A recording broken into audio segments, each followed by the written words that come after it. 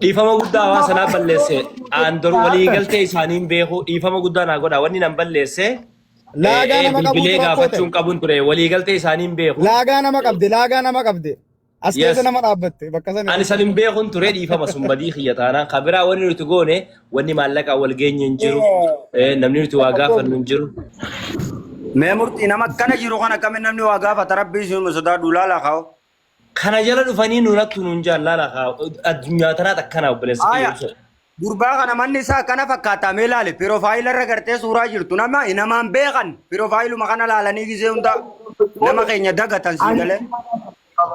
Humnaanin bula dalagattee dafkeetiin bula garuu takkaa fuula isaanii hin dhaabbanne takkaa fuula artiistootaas dhaabbadhee beeku. Walaa si gargaara kafiira.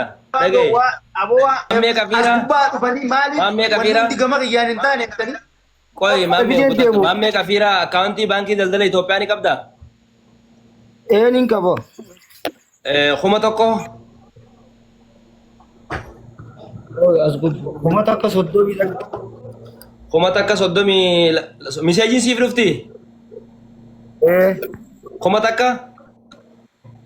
30 takka. 30 takka? 90. 90. 84. 84. 43. 43. Koppiliin godha family. Nisorkiin Torba. Muhammad Musa Kasimi. Muhammad Musa Kasimi. Miseejiin si bira dhufti?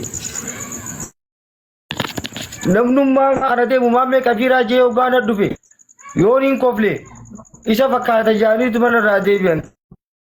Aboo maammee as deebi. Miseejiin si bira dhufti?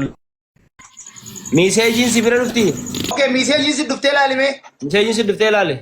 Ammaaf. Ayyee. Qarshii meeqaa si ga'e?